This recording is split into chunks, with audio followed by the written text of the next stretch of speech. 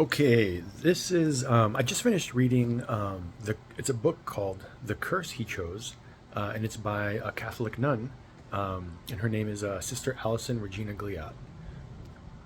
I don't know if I want to call this a book review because I'd say it's more of a reaction. I just finished reading it. Some of the stuff is fresh in my mind. Um, I'm not I don't regularly review books. Also, I've never in my life ever read a vampire novel before, so I'm not familiar with the genre. So I'm not in a good position to evaluate like how good of a vampire novel it is. I just have to evaluate it just as a book and how it made me feel, if that makes sense. Like maybe within the vampire genre, maybe it's an outstanding book. I don't know. I don't know how to judge it on those merits. I haven't even seen any. I don't.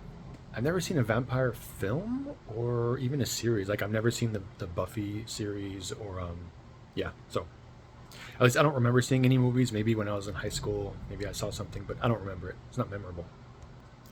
So what can I say that's really good about the book? Sister Allison is very. She's been given a gift by God for writing, for sure, and storytelling. The style of the book is very flowy. It flows excellently. I love books like that. It's almost like any. It's almost like I can read any book as long as it's written in that style. If it flows, like it doesn't matter what they're writing about. It's just it's a pleasure. It's a joy to just go through the book, and that's how this one is written. So style, that flowiness, very good. The pacing is very fast. It is fast paced, in my opinion. There's some parts that are a little slower when appropriate, so it's not like edge of your seat the whole time. But things jump through and progress pretty quickly. So I would say that yeah, the pacing and the flowiness help you to go through the book, and maybe that's like, okay, so the book is presented as a young adult novel, and so maybe that genre also happens to just young people having their attention spans be what they are. Maybe they have to be a little bit fast paced and flowy. So seems to be expected, but yeah, she does a good job with that. Okay, so why did I read this book? It's not targeting me. It's a young adult novel. The website says it's recommended for ages 14 plus. When I was growing up, I always got the impression that vampire novels were more of like a girl thing. And reading this book, yeah, I definitely started to feel like, okay, this is a lot of this is going to be more appreciated by young women and not so much guys. There's a lot of like mushy parts that are very not romantic-y, that guys are going to roll their eyes at, which as I did. I'm like, okay, like she's so in love with this dude, like whatever. And like girls are going to read that and be like, oh, wow. And I was like, yeah, whatever. Okay. So sorry, it is what it is. But why would I choose to read a book like this? In my life, I have struggled with being drawn towards like darker fiction, literature, movies, music, and I say that like it's a problem. Like I have to check myself on that and draw myself to other things. So when I heard, oh wait a second, there's like a dark fantasy slash horror vampire novel written by a Catholic nun, which I'm Catholic, I thought, oh, like there'll be no problem with reading this book. It'll be fine. Ha! Little did I know. This is the darkest thing I've read in a long time. But yeah, so those are my hopes going into it. I'm like, oh, maybe it'll be very edifying spiritually and will get me to look at things from a different angle. Um, yeah. So that's how I went into it. I do want to say something about how the novel starts. And I started to read it and I'm like, oh my gosh, what did I get myself into? Because like it starts out very girly and bubbly and campy. Like I'm like, dude, this is gonna be thoroughly like young adult like novel. Like and I was like, I'm probably if it stays this way, I probably won't even finish reading it. Like it was a little too over the top campy. It was like a bunch of girls like just graduated from high school, they're going to get ice cream, and I'm like, okay, like and then well anyways, that was just my initial impression. It gets dark. After that, it gets dark real fast, like bad. I'm shocked at some of the stuff that's in this novel. So yeah, it does not stay bubbly. Okay, also want to say something else. This since it's targeted at ages 14 and up, and specifically since it's vampire, it's going to attract young women, girls at 14 and up. I can see some parents like having this book catch their eye and be like, hey, like, what does my daughter want to read? Or even them hearing about it and be like, hey, maybe my daughter would like this. It's by a nun. Let's see. And I could see a parent reading the first couple of chapters where this happens, like this is just girls like going to have ice cream and being like, oh, there's nothing wrong with this book. Here you go. And like, yeah, wait till, please read a little further or watch this review, which by the way, at some point in this review, there will be full on spoilers, because I want to give, it's a reaction video. And I definitely think before a parent gives this book to their kids, or you give this book to any, kids of your friends or whatever, I definitely think you should look at some of the darker parts of it and discern for yourself whether or not that's something you want for them. I don't think this book would be good for everybody. So that's just my opinion. I just want to come out and say right from the outset, I'm jumping ahead a little bit here, but one of the things that really got imprinted on me is that the relationship between Elizabeth and Christopher, it just resembles such a bad, unhealthy human relationship. Like, and that the ones that exist in the real world, and that's where I started to see like, okay, maybe this is like a vampire genre trope, and a lot of these elements are like trope-ish from that genre. But like, she's kind of a victim. She's kind of helpless in some of this. A lot of the part of the story, she's weakened. She's dependent upon him. She needs his help. She accepts it. He's very brooding, dark, intense, mysterious, dangerous, powerful, can hurt her, and in some ways did hurt her. Like, she should probably avoid this dude, but she doesn't because circumstances, and she likes him, and it's a combination of the two. And like I said, it's just...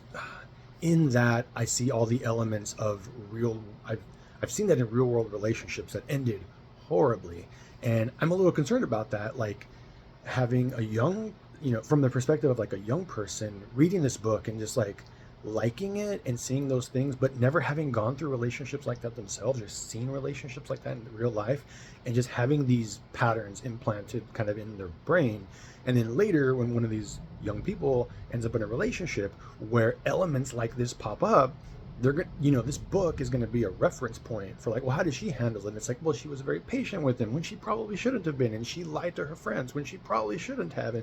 And the book does touch on that a little bit, but I feel like a lot of the resolution in the book is kind of an afterthought. It happens later in the book, and some of the loose ends, like morally, are kind of tied together, but you spend a majority of the book like bogged down in very bleak circumstances and very questionable, gray areas when it comes to like morality, which is cool from like an adult perspective, but like, I don't know, little kids like dwelling on that, especially like I say, when the resolution of some of these things is a little bit ambiguous, that's where I'm heavily, I have heavy reservations about recommending this for kids.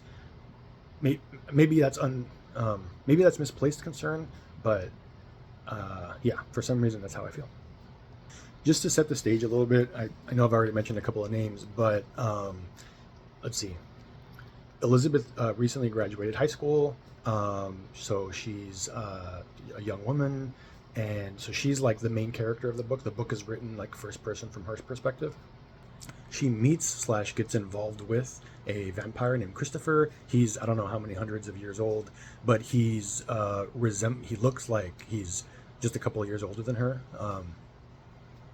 So yeah, the whole book is about them two, like their circumstances of their meeting, getting to know each other, and the intense situations they find themselves in. Like I said, spoilers here and there. So she falls in love with him. It starts out like she's intrigued by him. The book is very good at describing, like, from a woman's point of view, which again, this is like not what men typically experience, but like just the nervousness like a woman would feel around a man, and like she's like intrigued by or interested in, and that grows. It grows from like intrigue to infatuation to what she calls love at some points. Like she's in love with him. I do have concerns about that also from the like a spiritual / theology point of view. Like should you allow yourself to indulge in those kinds of feelings when there's all these red flags? I think a book, it would, in my opinion, it would have been more edifying to have some of that pause be, demonstrated by her, where it's like, hey, yeah, maybe I shouldn't let my feelings go that far while he still hasn't fully repented. He's showing signs of like there's some goodness there, great, but I feel like she goes too far emotionally, allows herself to. She also doesn't have much guidance in that area. That's a whole different problem, in my opinion, with the situation. She spends a lot of time in the book, like making excuses for him, like, oh, but he's good, or oh, like he can still, maybe he's still a good person. There's still some good left in him. And this happens after she finds out some really horrific things that he's done, and it gets really bad eventually. There's this one particular scene which I'll mention here in a second, but yeah, and it's like at first she's kind of fazed by it, but eventually it gets to the point where like she's no longer fazed by the things she hears of when it comes to what he has done and does. So like he's a vampire, he has to feed on people. I don't know what the basis is, but it's on a weekly basis, I would assume. And maybe the details here are addressed in the book, I just don't remember them, but yeah, I'm comfortable saying that he has to feed on somebody on a weekly basis. What you learn about him is that he doesn't, because of something that weighs on his, like what you might call a conscience, he doesn't want to kill people anymore. He has killed a lot of people, but he's gotten to the point where he no longer kills his victims that he feeds on. He takes their blood and just enough to nourish him a bit.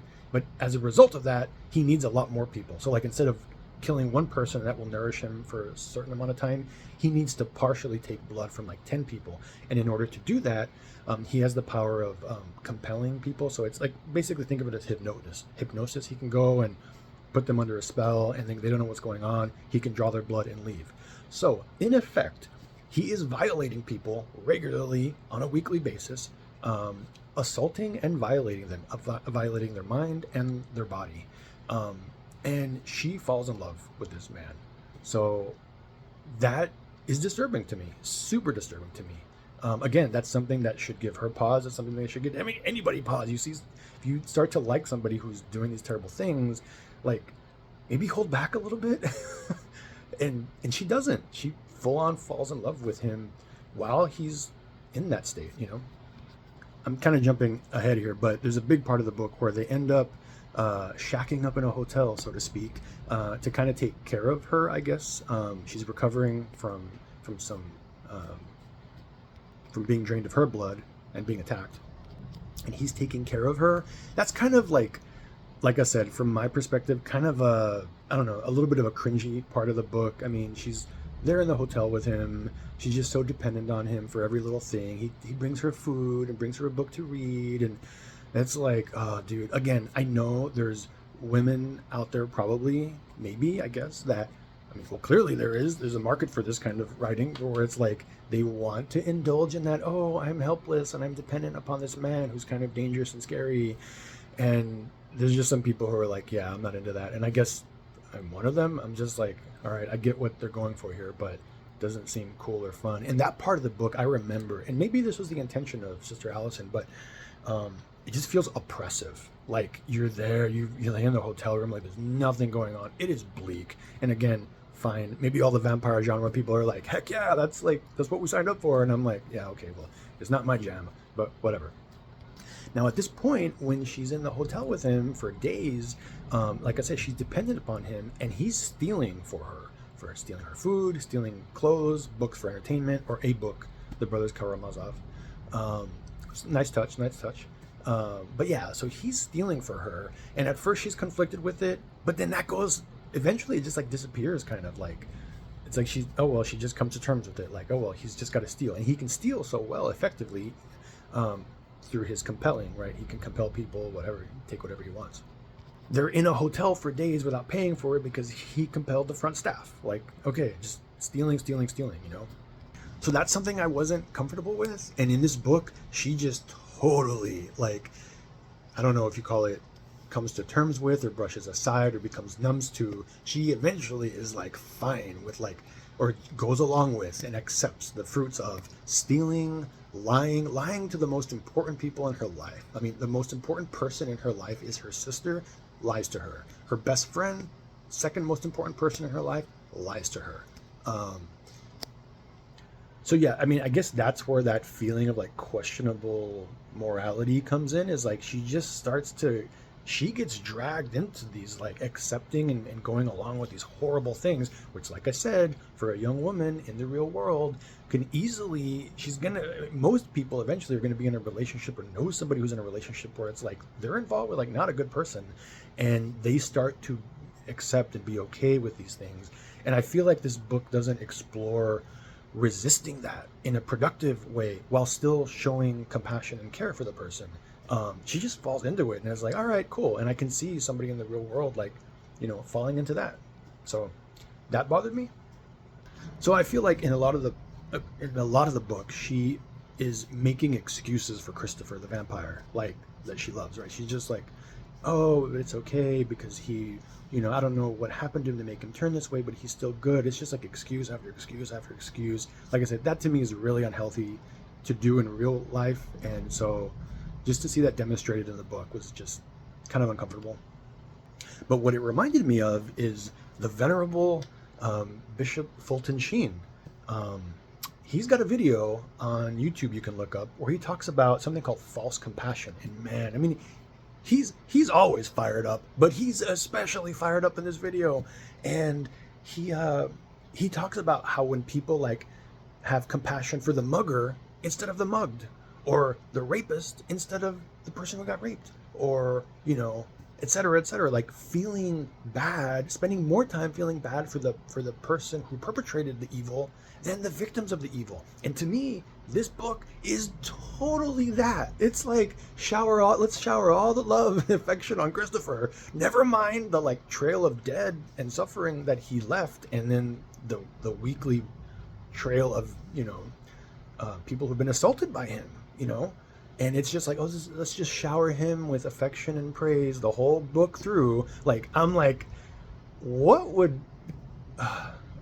Bishop Fulton Sheen say if he was here? What would Mother Angelica say? She was a firebrand about stuff. She was not going to pull any punches. I have trouble thinking that, hey, we should always think, what would Jesus do? We should also think, like, what would the saints do? What would Fulton Sheen say? What would Mother Angelica say? And I don't know. I've already seen the blurbs. There are some priests who are endorsing this. No doubt. Hey, look, the church is very divided right now. You've got the radical trads versus like, let's, full on Vatican II or whatever. And people are always debating these things. I get it.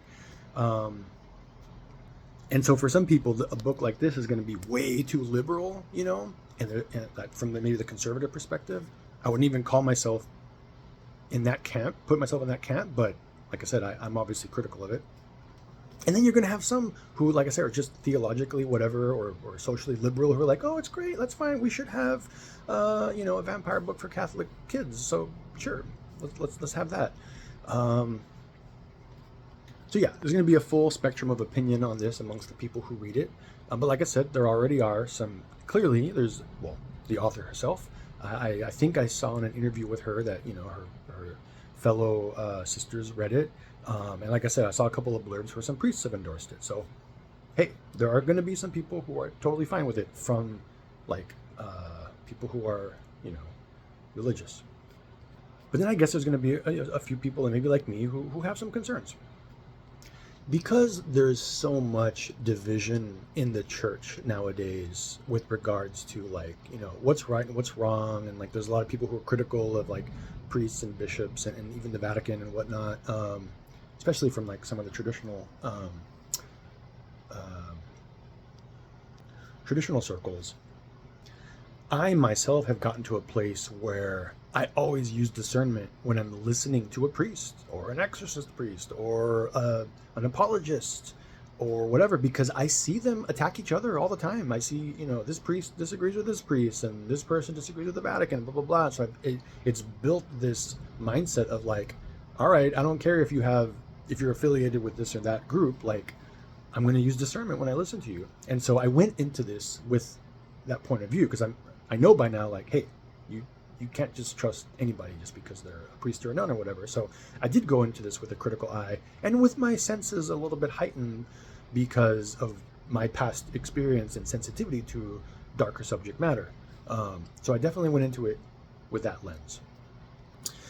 A lot of parents with kids who are reading books, they care about, are there role models in the book? And there are none, I would say, in this book. There's really no role models here. Elizabeth makes a ton of mistakes, and I feel like there isn't a whole lot of like time in the book spent on learning from them or resolving them. There is resolution towards the end, but it's very brief. And to me, what matters in a book is how do you spend your time? Where does the book take you in terms of like emotional currency? Like how long are you spending feeling this way or feeling that way? Well, in this book, you're going to spend a lot of time feeling like hopeless, dark, and bleak because of the circumstances. Of course, it's going to be kind of a happy ending, but still, like, how do you spend your time? And yes, towards the end, there's like a moment where it's like, oh, cool, they finally did the right thing, yay. But it's like, dude, I had to go through all that to get that. Honestly, it didn't feel totally satisfying when some of like the cool things are done, because it's like, man, I wish it was more throughout the book. I wish she was having these spiritual victories and good hard decision making that leads to fruit throughout the book. I feel like she spends way more time making mistakes and not learning from them. And I feel like if you're going to spend, as a writer, if you're going to spend the currency to dig somebody into a hole, like there should be a really awesome payoff for all of that. And I just feel like a lot of it was like for like movies that are violent for men, it's like gratuitous violence. The gratuitous emo goth thing, like there should be a payoff. And I feel like there wasn't that kind of a balance. There was usually something that's done, like I say, towards the end of a section or the book itself that's like, oh, here, like I said, they do the right thing, but spiritually or whatever, but it's like, okay, great. Like, yeah, you tied together the loose ends, I guess, Oh yeah, anyway, one of my points was going to be that parents who are looking to see if a book is good for their kids or not, I was talking about role models. Like, does this book have good role models? And like I said, I don't feel like there is. She makes a lot of mistakes, doesn't spend a lot of time learning from them. Christopher's not a role model. I mean, he's the inspiration. He's mildly inspirational in the sense that he seems to be struggling with a conscience as a vampire. So like, that's cool, but that's not role model, I mean, I guess he's self-sacrificing for her. Like, that's what his conscience leads him to do. So that's cool. Role model, I don't know. In some ways, maybe. But so, like, if the parent is saying, like, of somebody of a kid that's potentially going to read this book, if the parent's saying, are there, like, really good, role models, female role models in the book? It's like, I wouldn't say so. And, like, are there male role models in the book? Also, I wouldn't say so. There is the priest from the church that she goes to, Father Stephen, and he, I feel like a cool scene is when she goes to confession for him. So like, that's cool. It's not what I would call a role model. That's just what a priest does. He's there for her, gives her a little bit of advice, tells her not to lie, which I thought, like, thank God he finally tells her, like, don't lie. After he tells her not to lie, she confesses her sins. He tells her not to lie. And what does she do after that? She goes on lying. So like, that's kind of weird.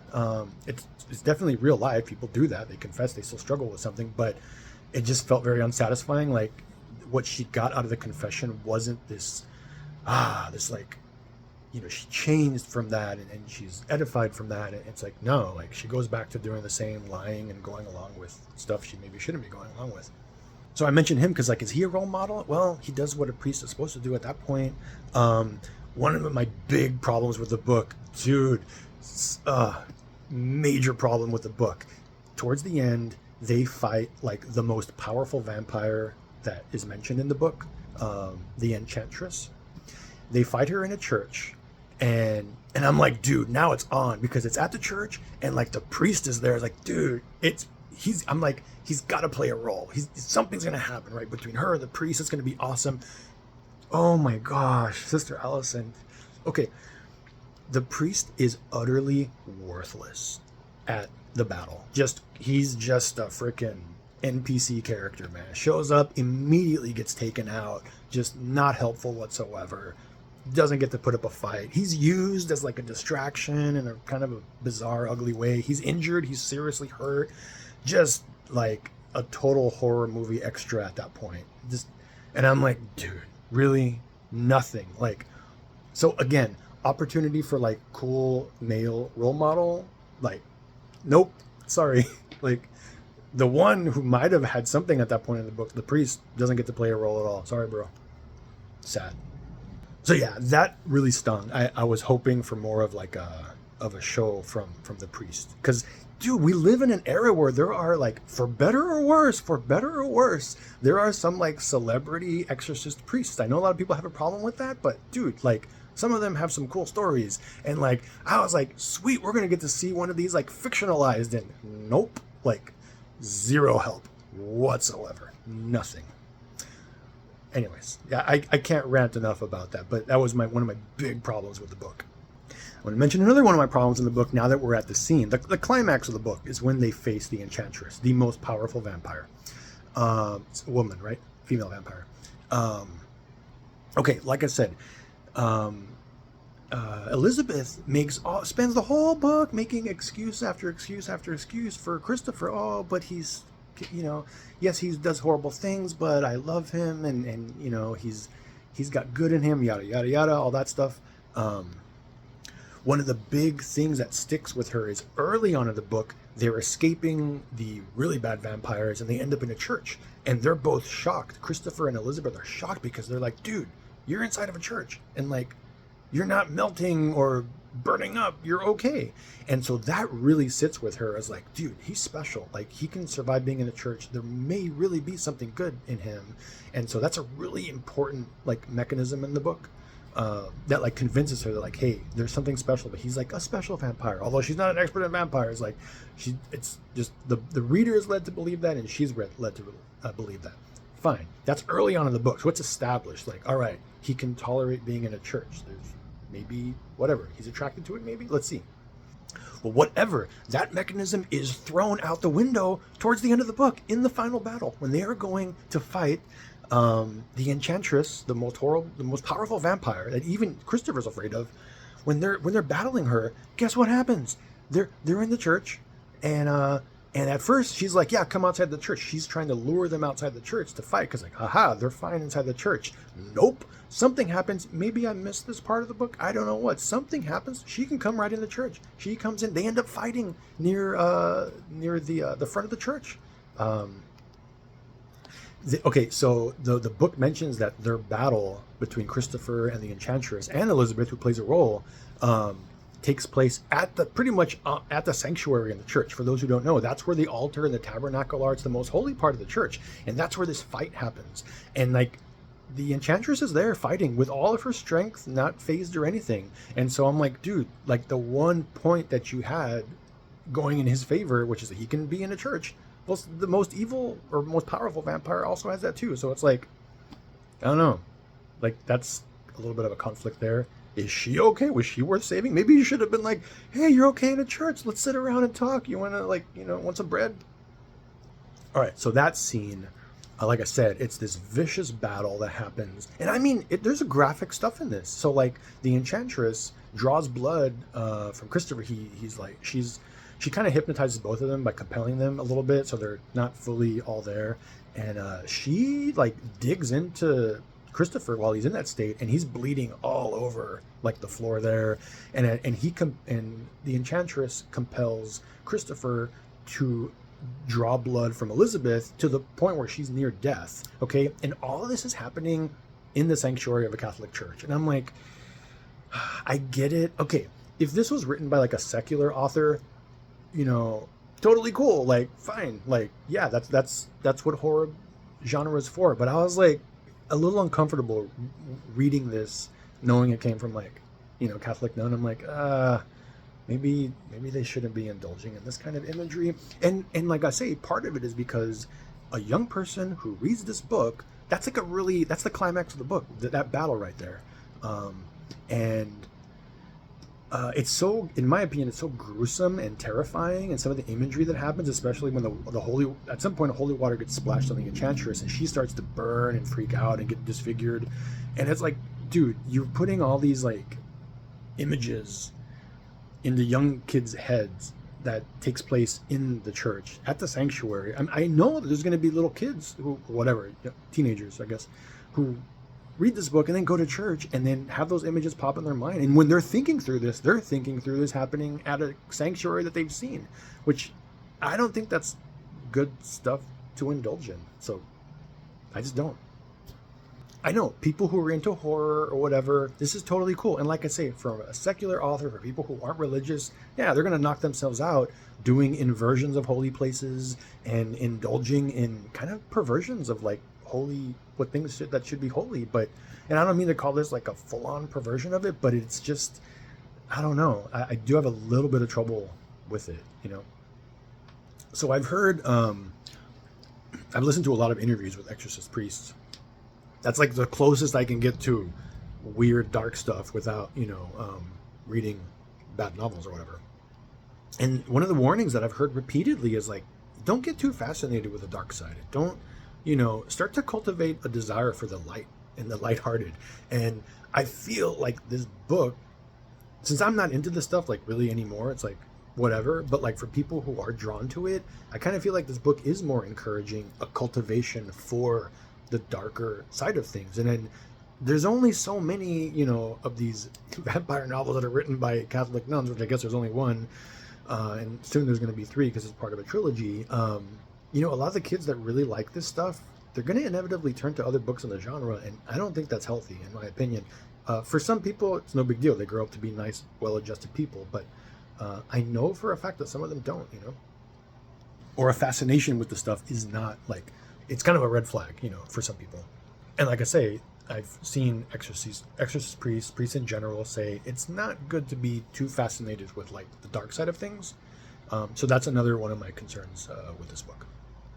A lot of people will downplay that by saying, oh, it's just innocent and it's fine and it's just, it's just the way some of these stories go. But like I said, it can be a problem for some people. So I think about that.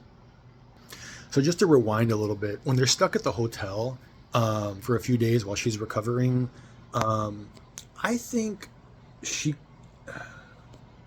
that was an opportunity for her to do the right thing, which was to leave him and the situation and to be like, dude, I don't care if you're promising to protect me and all these things you're giving me. Like, I'm leaving. I know there's vampires out there who are hunting us, but I don't care. I don't need you. I need God. I need Jesus. And like, I don't need you to protect me. Like, I need Jesus to protect me. So I'm going to go. And like, I think that would have been a better, stronger message, like for her to show more faith and trust in Jesus, like on her own away from this Christopher dude. Like, that would have been powerful, like super. It was that situation I think could have been used where she's in the hotel. So I think she should have left at that point, and she had an opportunity to, because at some point she's like, I want to go to church. So she was feeling good enough to go to church. I think before that, she could have escaped the hotel because in when it's daytime, like the vampires out roaming around. So she could have left and gone home. Yes, the vampires were after her and Christopher or whatever. But like I said, that would have been a really cool element where she's like, hey, I'm putting my faith in God. I'm going to go. I'm going to trust my sister. Like, bring her into it. Bring Tala into it, her best friend. And like, let's fight this together. That to me is really cool. Instead, she stays alone. She lies, like I said before, she lies to her friends, lies to her family, lies to her boss at work, and is just shacked up with Christopher and was relying on him for everything. So that to me was an opportunity for her to leave. And I think that is a very Catholic Christian thing to do, is like, you know what? Like, she likes him. That's part of the reason she's staying. She's infatuated. She would not have stayed with any other weirdo dude. Like, she likes him and, is falling for him. So I think it's not a good demonstration of her choices at that point, in my opinion. So I was taking some notes while I was writing it, and I was like, you know what? Like, another one of my issues, like I say, of her like falling for the vampire is like, dude, in real life, I know a lot of women who like decided to stay with the vampire, and like now she's got like 5 vampire kids with like multiple vampires, or was left by a vampire for another younger, or whatever woman, and or they've had so many bad experiences with these vampire men who just use them literally the way that Christopher uses her body for nourishment. Yes, there's that's what some of these men do, unfortunately. And so there's women who have gone through so many of those circumstances that now they've got to spend years in therapy undoing that. And I'm like, this book is like romanticizing these unhealthy relationship patterns. So I'm like, and again, for an adult who's seen that, I see right through this. I'm like, yeah, I've seen my friends go through this. I've been in bad relationships, like whatever. But for like a kid to be reading this, I'm like, some of them are going to get confused. Some of them are going to take from this like, well, a young woman who they are going to meet guys who are like not good dudes, but who are dangerous and mysterious. They're going to be like, oh, I can help him as long as I keep loving him and praying for him. It's like, honey, believe me, just you are going to meet people who you pray for, and things don't go the way you want. And this book is like, yeah, it's all okay. Like, it's like I said, that's some areas that I have trouble with. The real life analogs to these choices, they don't go so well all the time. I think also in that part of the book when Elizabeth is very selfish, super selfish. Like, she's just all about her and Christopher. Like, she's in the hotel room with him, and like like I said, when she's lying to her sister and her friend, she's putting her own self like first instead of like involving them and trusting them, which is so important. And God works through people, and she doesn't give. There's no avenue for that in the book to where let God work through these people in my life. Like Becca, her sister, is just this whatever, not very helpful. Tala's not helpful. The priest is barely helpful. So it's just all about her and Christopher. I think there should have been more avenues for her to like.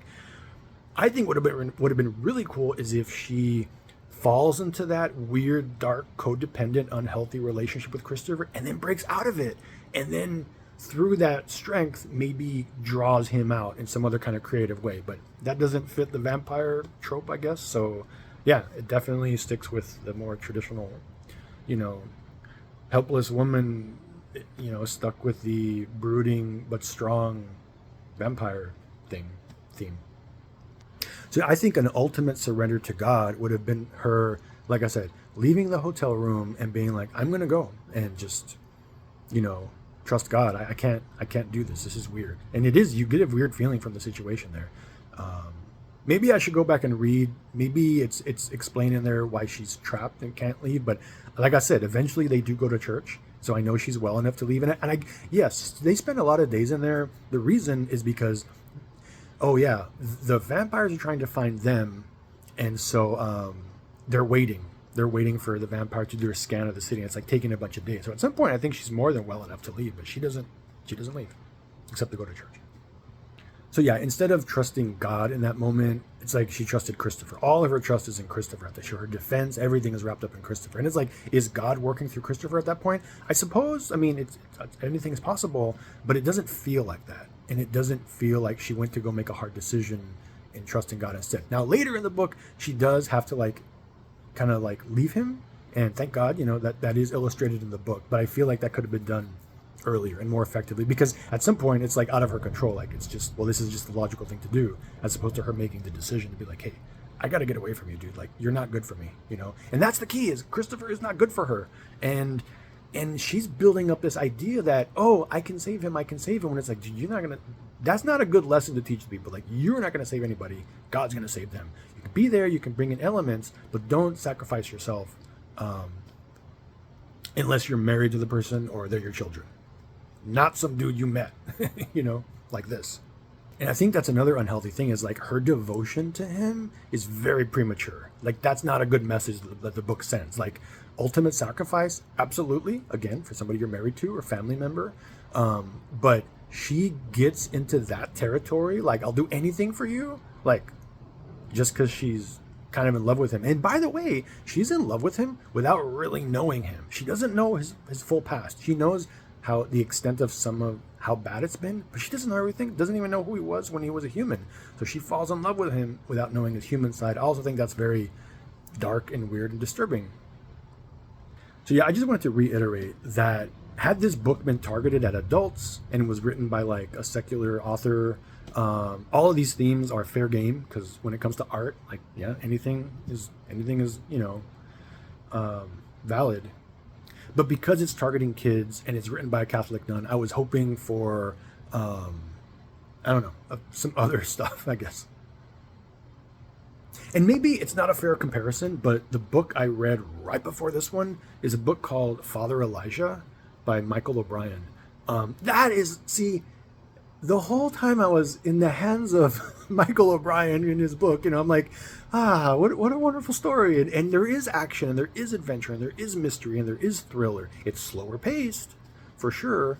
But there are parts that are super intense, and it's like, dude, this is awesome.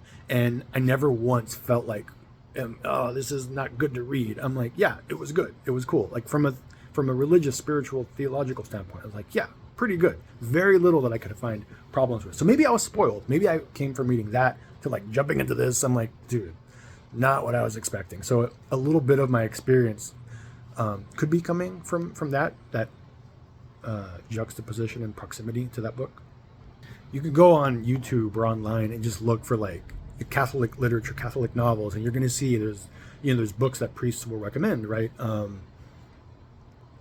Like Michael O'Brien books. There's a lot of like fictional books about saints, which are like highly recommended sometimes. And so like they've been vetted. It's like, dude, you're safe reading this book. And I just assumed, I'm like, well, I'll be safe reading this book, and I don't feel like it was a safe experience for me. So like I said, I would judge it differently if it was, like I said, not by a Catholic nun, by a secular author for adults. I never would have read it in the first place. But I was like, oh, cool, yeah, it's targeted to kids. It's going to be safe. I don't know. It was weird. I mentioned before that like the priest in the book, Father Stephen, is utterly worthless when it comes to fighting with the vampires, and like it would have been cool for Allison to draw on inspiration from examples of like Father Pio, where it's reportedly physically battled demons and came out of it alive and had scars to show for it and everything, like regularly. That would have been like, he fought, like went up against them spiritually and physically and won. Like, yo, like, can we see some of this action here? Like, nope, like the priest doesn't do a darn thing. That would have been really cool to see like some, sorry for the word, mega badass, like, hardcore priest, like go up and at least play a role in helping. Maybe she does that in the later two novels that haven't been released yet, but in this one there ain't none of that. So yeah, spoiler, if you were looking for like a hardcore badass priest to come in and like, help at least with cleaning up some of this vampire mess, yeah, you don't get that. You don't get none of that. There's one really cool part where prayer is kind of what is the breakthrough in their struggle against the vampire.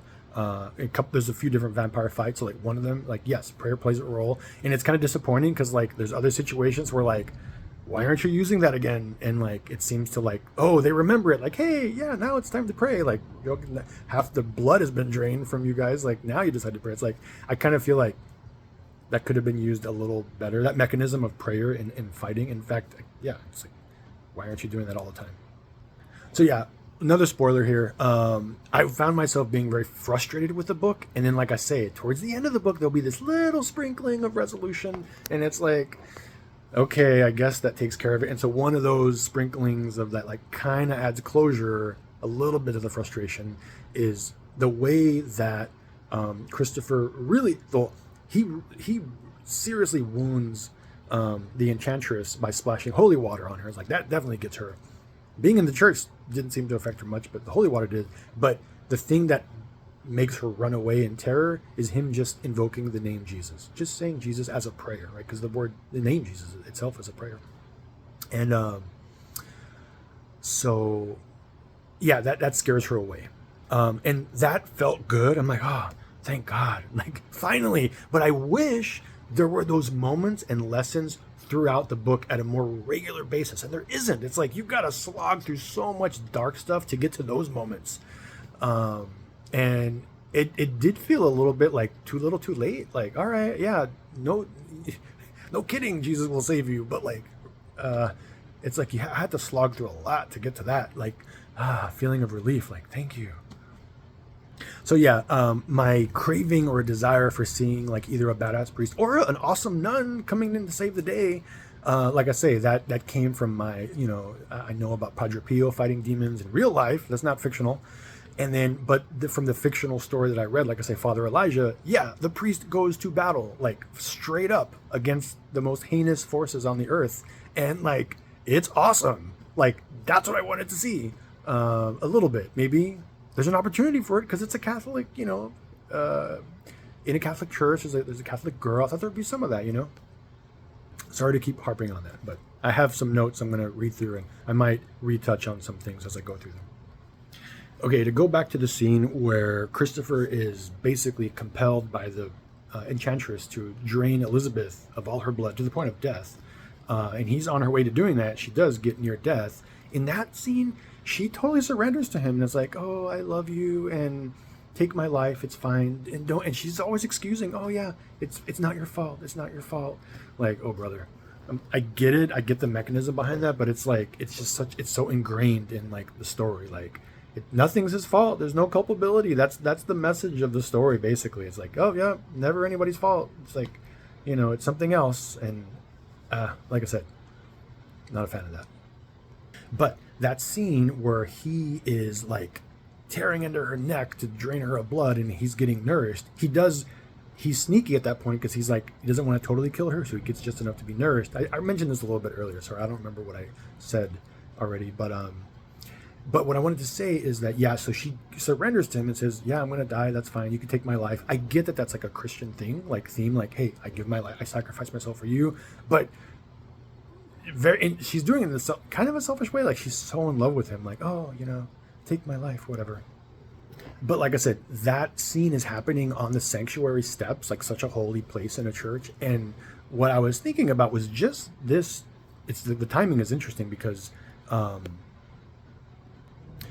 Pope Leo recently said he wants like churches to be, for us to have a lot of reverence for church, for mass, for when we go to church. And so even my local priest like said that in church. That was like his homily. Is like, hey, I want everybody to really respect when you come to church. Like, be quiet when you come into church. Like, pray if mass hasn't started yet. And they're taking steps to kind of like encourage that, and I think that's really cool. And I'm like, awesome. But then I go and I read this. I'm like, dude, like this story is like really almost like desecrating that image of like the holy part of a church. Like, and again, I get in secular horror fiction, that's just par for the course. But in a book like this, I don't know. It's just not what I would want to see. Like, I don't know, a nun writing about, I guess. Sorry, this is how I feel. It made me uncomfortable to see that. I'm like, I don't want to indulge in those kinds of images, and I don't want little kids to indulge in that, kind of imagery.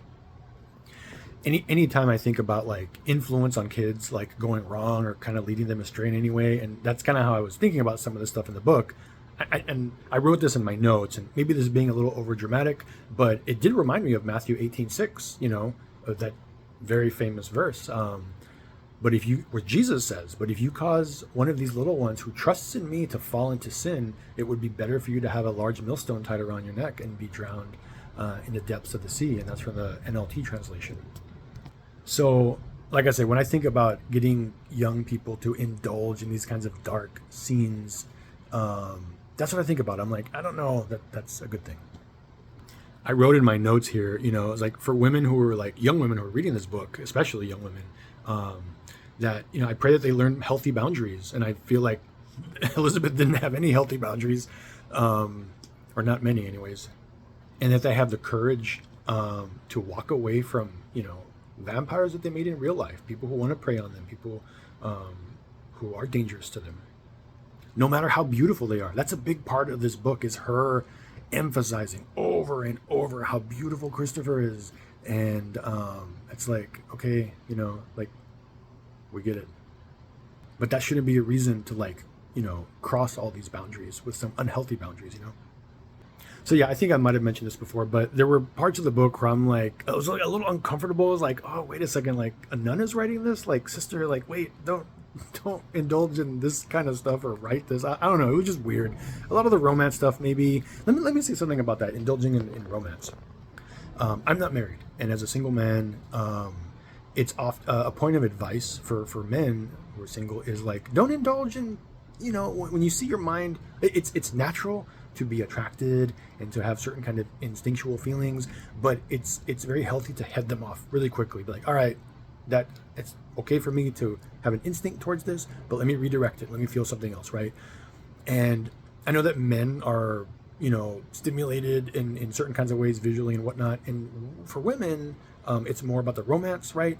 and that gets them, that's why romance novels are such a thing, popular with women, some women.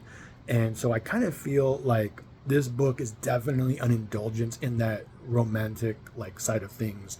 And I don't know, it's a little bit uncomfortable for me. Like, I'm like, wait a second. Again, being written by a nun, I'm like, I know that for guys, we shouldn't be sitting around like fantasizing about all this stuff. So I was like, is it okay? I don't know. Maybe it is. I don't know.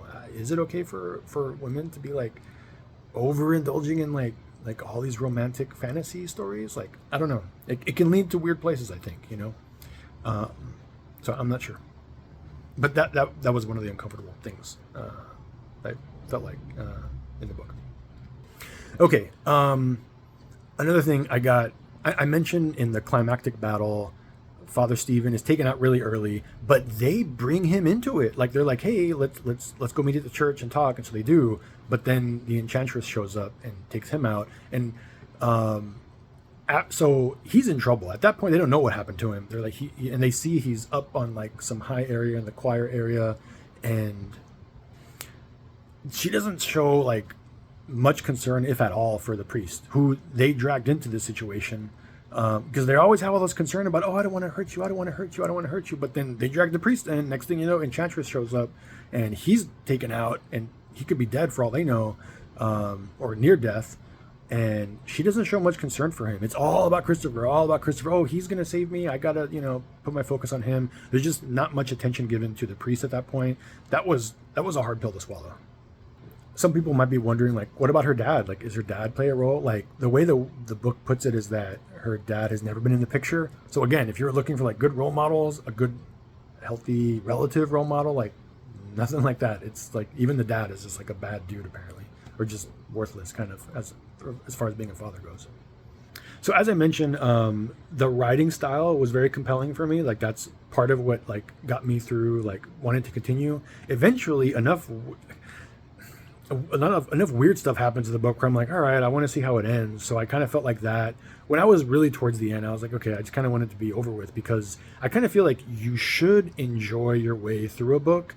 And while, like I said, the writing style was cool, and there's some like thriller, like mystery aspects going on, which is, yes, entertaining, I wanted more from the book in terms of, like, I don't know, cool, deep, spiritual, theological insights, which I get that it's written for kids, but I still think you can put that stuff in there, and that's the challenge. Like, hey, this is not easy. Yeah, it's going to be hard. So like, but I think it's a good thing to aim for, instead of just like typical vampire tropes with some prayers thrown in. Like, okay, like you can do more than that. And I don't want to like belittle it or characterize it as only that. There may be parts of the book that I'm not appreciating here or mentioning, or that I missed maybe. So I'm not just trying to say it's just vampire tropes with prayers, but I don't know, if there was some profound thing, maybe I missed it. I'll read other reviews, and maybe they'll share that, so I can go back and reread those parts. Although I think I'm pretty done with the book. I'm good. I'm glad I made it through. But like, I guess I was saying all this because as I got towards the end of the book, I'm like, yeah, I'm ready for the book to be done. I just want to see what happens. The book's too new so that there aren't like comprehensive plot summaries. A lot of times if I don't like a book and I just want to spoil it to get it over with, I'll go and read the plot summaries and like, yeah, this book is too new, so that stuff doesn't exist yet. There's not like extensive Wikipedia coverage of it, Okay, so the every chapter in the book starts with a Bible verse, which is generally, that's a cool idea. And there's usually some kind of relationship between the verse and what's going on in the book.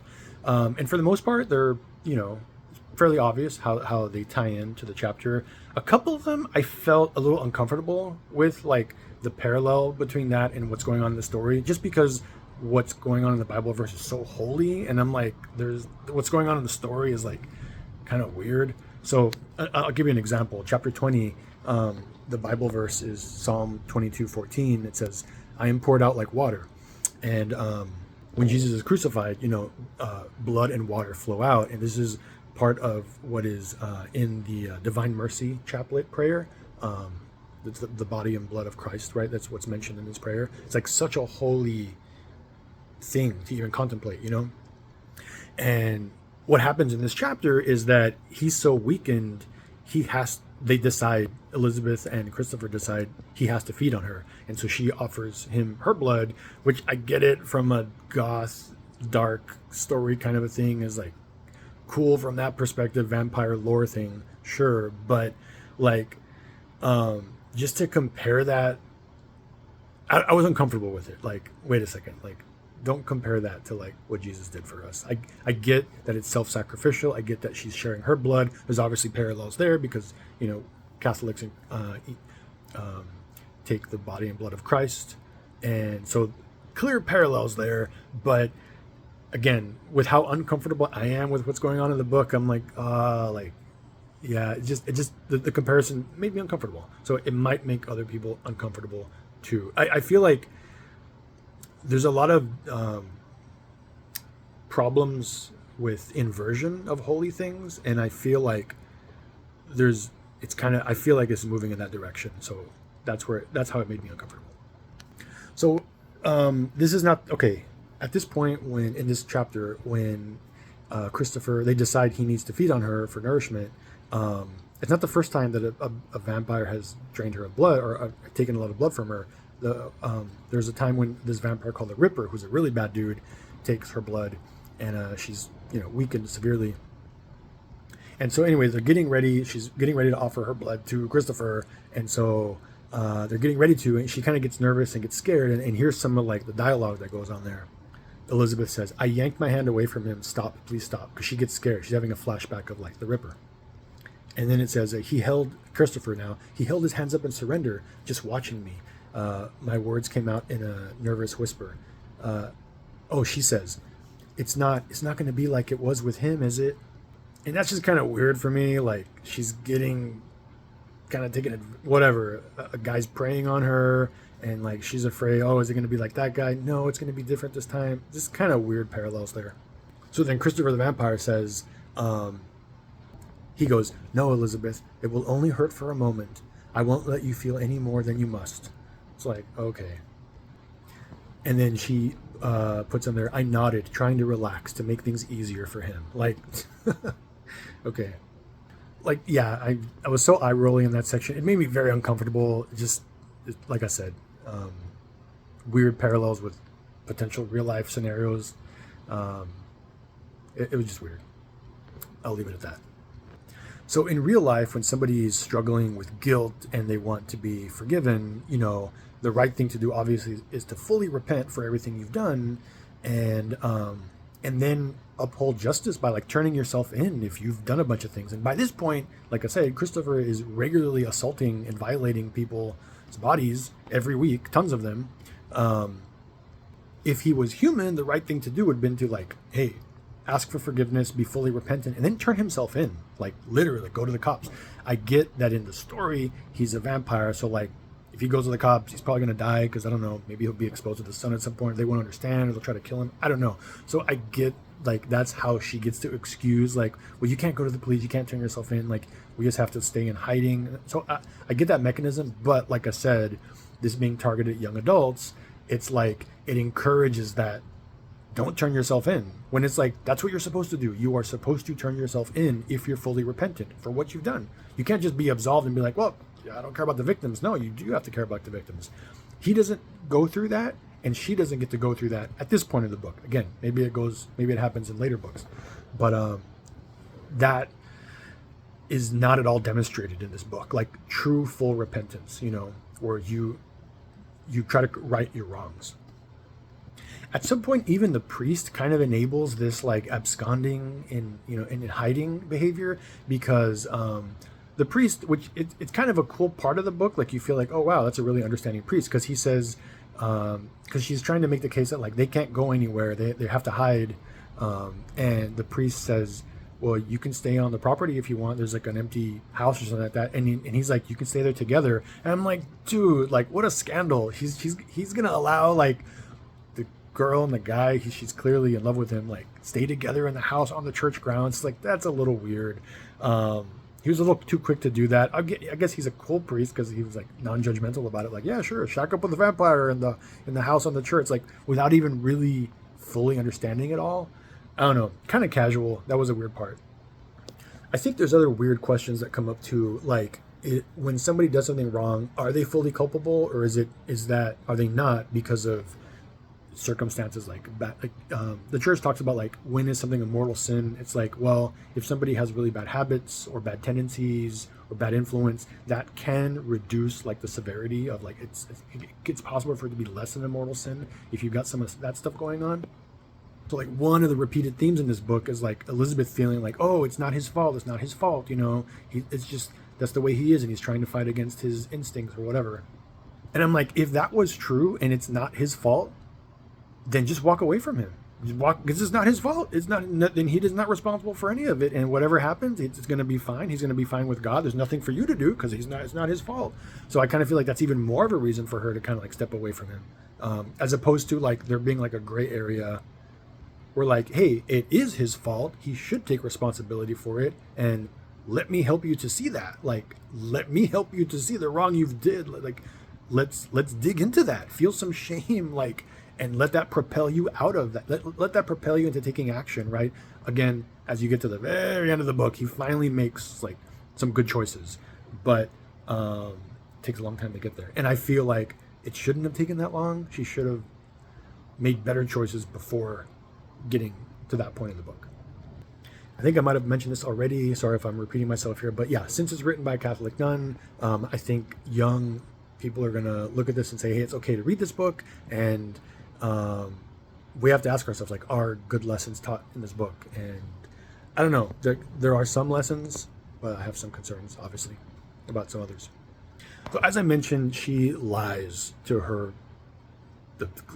sister and her best friend. These are the people that she's closest to. She lies to them repeatedly. Towards the end of the book, it's really far along in the book now, she's gone through some crazy stuff. She ends up in the hospital, and at that point, she's still hesitant to tell them the truth. Like, dude, it's done, it's over, almost. Like, just spit it out. Like, just start to let them know. And she's afraid. She thinks they're gonna think she's crazy. Like, I think she had opportunity. She was living with her sister now for a while. She could have opened up to her, and she didn't. She didn't open up to her best friend or her sister.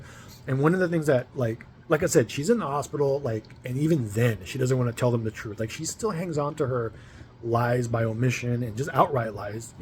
That was super uncomfortable for me. It was like hard to see that. And the way that that's kind of resolved, like I say, the book does resolve things, is she does resolve to tell them the truth, but on her own terms by writing it out. And essentially, this is mega spoiler, the book that you're reading is the book that she's writing for her best friend and sister. Well, that took a while, and by that time her best friend already went back to school, and it's been a long time, and her friends are like, okay, whenever you're ready to talk to us about what happened. And it's like, dude, like, I think that's a really bad lesson. It's kind of like, if something horrible happens to you, instead of talking about it when it matters, just hold it in.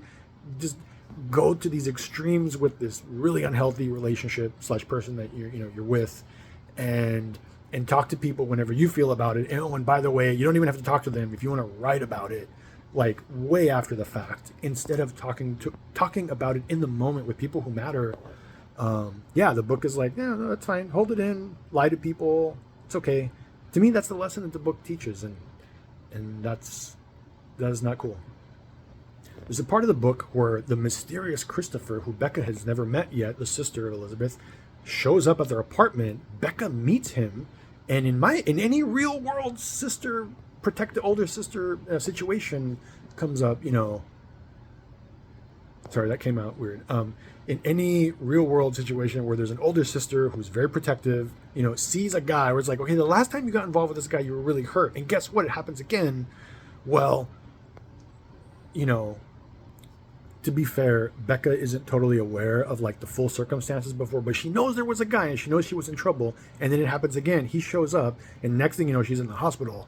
Like, Becca should be furious and be like, I don't ever want to hear about this Christopher guy again. That's real. That is a real sister. But in this one, they're like, oh, we know you care about him. Oh, whatever. Like, no, like, that's not realistic. So not realistic. And I don't like the unhealthy relationship between, Christopher and Elizabeth is like so respected in the book by everybody, and by the story itself is like, that's really it's uncomfortable just to see them have a really safe space to engage in their super unhealthy relationship. Okay, Something else that really bothered me in the final climax fight with the Enchantress, where Christopher wins, and Christopher wins in a glorious way. Like I said, albeit very late in the book, but he defeats the Enchantress by invoking the name of Jesus. That's like an awesome part. It's a little brief, it's a little too quick, but it's just like, yeah, he just says Jesus, and she gets scared and runs away. Like, it's that easy, bro. Hello. Well, there you go. There's a secret weapon, right? But so that happens. It's like this glorious, really powerful part of the book. Like, he's saved. He's about to die. She's about to die. They are saved by the name of Jesus. Amazing. Okay, what happens immediately after that? You find out that he goes out and he starts compelling people immediately, lying, basically taking advantage of people's minds. He compels. Basically, he doesn't want people to know what really happened. It's just a woman attacked them and there was no Christopher here. And so he compels whoever he needs to. So to me, that's like, wait a second, you went from getting the help of Jesus to now going back to your sinful ways and like brainwashing people. And then Elizabeth's in the hospital, like unconscious and for a while. And when she finally wakes up, what does she do? After being saved by the holy name of Jesus, immediately starts lying to her friends. She's in the hospital. She's been saved by Jesus, literally by the word of Jesus, and even then she can't bring herself to just tell the truth. And she doesn't. She's still, even in the hospital after being saved, she lies to her friends. And that's so disheartening. Like, dude, like, just to go from that, like, beautiful, like, saving part of the story to, like, back into lying and hiding and absconding. It's like, I don't know, it's discouraging. I feel like there's a lot of young people who are very closed off and alone and brooding and don't want to share and don't want to open up and just kind of indulge in that, like, loneliness and getting together with other people who are like that too, shut-ins, and I feel like this book is kind of like just blessing that. It's saying it's okay to be that way. It's fine. Just, you want to go and not talk to anybody and lie? Well, there you go. This is what the hero of the story does. The book makes it clear, like the priest in the book makes it clear, like, hey, it's not good to lie. And that's a theme towards the end, like, you got to open up, you got to open up, you got to open up. And that's what she does when she discerns and decides to write the story of her and Christopher, which is what this book is. But it's like, dude, like, there's just a lot of the book is spent, like, resisting opening up to people. And that is, again, maybe, I guess that was the intention of the book. It's by design, but it's hard to sit through. And I just don't feel like there's much of a lesson in there. To me, the lesson to young people is like, yeah, if that's how you are, like, it's okay. Take all the time you need before you trust the people who actually love you. Like, no, like, trust them sooner if they're good people. And she does have good people in her life. So really weird part of the book, or weird aspect of the book. Okay, so as I mentioned, at the end of the book, things are sort of tied together for some resolution and closure. As I mentioned, he invokes the name of Jesus to defeat the really bad vampire. Another aspect is the whole time through the book, I'm like, this is a bad dude. And so how does that get resolved? Well, he stops drinking blood. He stops consuming blood. And the way that he's nourished is he's now working for Father Stephen as a groundskeeper on the church, and he goes into the church at night and spends time with the Eucharist, and that proximity to it is nourishing him. So from a Catholic theology standpoint, that's pretty cool. That's a nice part of the story. But again, it happens at the end. I spent all this time in the book like being like, this is not a good dude, to like it's sort of tied together at the end. And I wish the book was set up in a way to where it's like there are these periods of tension and like, this is horrible, and then maybe some relief, like, we made progress there, and then more tension, and then okay, that's fixed. And instead, the whole thing is like, she's lying through the whole thing, he's taking people's blood through the whole thing, and it's like you have a brief period of resolution as far as he goes, because I felt that was more satisfying with respect to him, because he stops consuming blood, which is cool, and it seems like he's doing okay. Whereas like she never really gets around the lying thing, like to her friends and opening up to people. Like, she's writing the book. Okay, well, that's a very indulgent thing in and of itself. Like, I'm going to sit and write my thoughts and write the book. And, she's just telling the story of Christopher, which is who she loves, right? And she really does love him. Like, she says that she loves him. She finally tells that to him at some point in the book. Or, yeah, at some point in the story. And it gets really mushy towards the end. Like, you know, they kiss and everything. And again, I think that's all premature. Like, wait a second. Let's, like, I know you have a thing for him, but, like, maybe let him fully repent. And, like, which, you know, it's a little premature, I would say. I get that's how she gets the book, how Allison gets this book into the romance / vampire genre. Like, I guess she felt those elements had to be there, but I don't know. I think that's the challenge of a book like this, is I don't think you have to go along with that kind of stuff. I think there could have been other ways to do it, but that's not what this book is. This book is thoroughly in the vampire trope genre. Apparently, I didn't know about that. Like I said before, I've never read a vampire book, but I did a little bit of research, and it's like, yeah, a lot of these themes are common, you know. I'm looking through some of the earlier notes that I had in the book, and I put there that, like, one of the things that's, like, pushing me to continue reading the book, I did this when Kindle was saying I was 28% of the way through the book. So still the first quarter of the book, I was kind of struggling because I'm like, man, it's getting some dark stuff going on here. I'm not getting good feelings from the book, but yet I'm compelled to finish it. Why? Or to continue with it. Why? Because you want to know. There's a mystery. Like, I put there, what's his backstory? Like, how did he become a vampire? And she asks him that along the way, and you don't quite learn, at least in this book. Can he be saved, right? Can she play a role in saving him? So these are all the things you want to finally resolve. So that's a lot of the stuff that compelled me through it, even though I wasn't getting the best feelings from the book. That's what drove me to continue. But I put there another note that at that point in the book, you're thoroughly in the, you know, she's thinking, can I save him? You know, that's the trope. Like, can I fix him? Kind of a thing. So that's where she's at that point in the book. Oh, actually, that's where she's at. That's the book 100%. That's from beginning to end. Can I save him? So I mentioned at some point she has a problem with him stealing for her, but then she seems to be okay with it. There's a part of the book in chapter 15 where it says, he always returned just before dawn, often with something new for me. Clean clothes, a wristwatch, a book, The Brothers Karamazov by Dostoevsky, or some food I had requested. So there she's just listing it off like no big deal, and she doesn't seem to struggle with that. So again, she becomes okay with his stealing. I think I mentioned this before, but I'm just, like I said, going through my notes in order here now. So that was a little uncomfortable for me that she just is okay with that now, the stealing.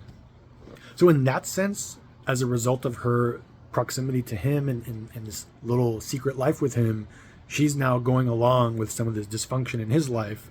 And again, that mirrors real life, bad, unhealthy relationships. Is you like someone, you get close to them, there's these things that repulse you about the person, and the next thing you know, you're okay with it. And that's not a good, I think, example for young people, but it's like exactly what is demonstrated in this story. So in my notes, I got back to here, chapter 20, that's where the Psalm 22:14 that says, I'm poured out like water. I wrote in my notes where I was like so uncomfortable with it. I was like, is this almost like mockery? Like, like I said, I was uncomfortable with it. I don't think everybody will be. Obviously, it made it past all the editors, and everybody has already endorsed the book. So I'm just putting it out there. There are going to be people like me who are like, yeah, don't even use, you know, the Bible that way. It's just how I felt. I think there's going to be other people who feel that way. So there's another really crucial, like, it's the climax before the climax, like the final one. Like, this is definitely like a big turning point in the book where there's another vampire who I haven't talked. It's funny. Like, I feel like this character in the book is way more prominent than like the other vampires. Her name's the Kinslayer. She plays a much bigger role. I've spent more time talking about the Enchantress, but this is the Enchantress's sister. And Elizabeth kills her. Elizabeth kills the Kinslayer. This is in chapter 26. She doesn't mean to, but she does end up killing her. So it's kind of like, yeah, it's not intentional.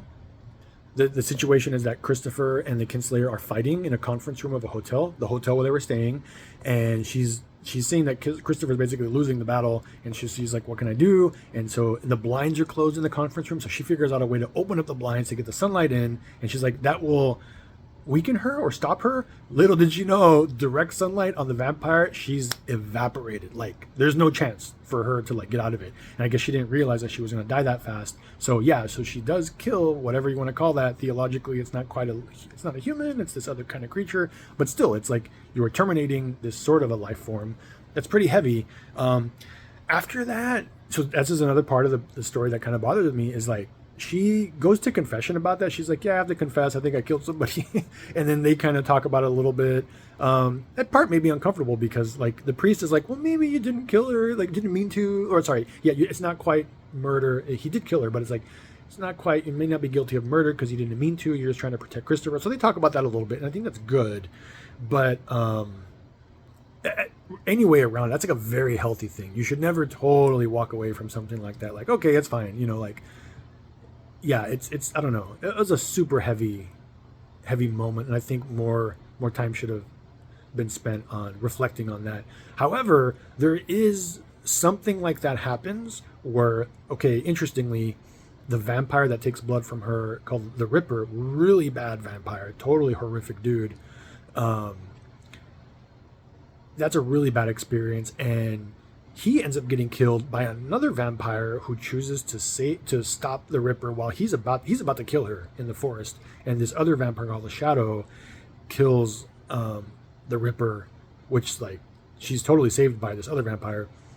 And after that, she feels bad for the Ripper. She has dreams about him. She feels bad for him. She prays for him, which I thought that was good in a sense. Like she's showing some like guilt and remorse around like, hey, I don't want to be the reason that people are or creatures are dying.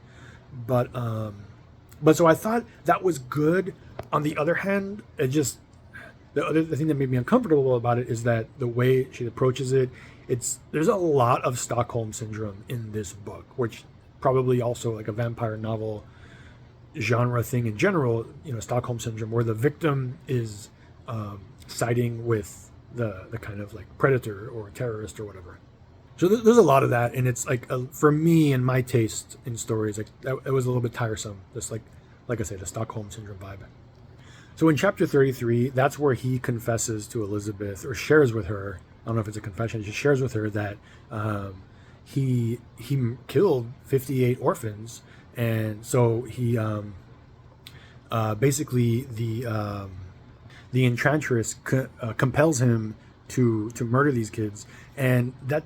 Yeah, apparently compelling doesn't work unless whatever the vampire is compelling you to do is already somewhat in line with your instincts. And so in that sense, I think he is like somewhat guilty because it's something he has an instinct to do, which is to kill for blood. He struggles with it, but the compelling ultimately works, which means he's kind of okay with it to some degree.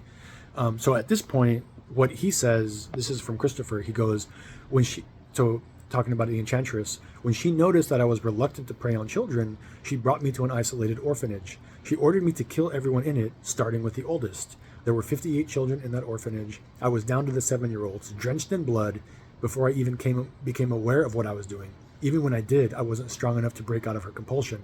So again, to me, I'm like, I don't think kids should be reading this stuff. That scene is horrible. It's horrific. Again, standard vampire, secular novel, fine. But like, I just thought this would be different. Now, right after that he says that, this is what Elizabeth says.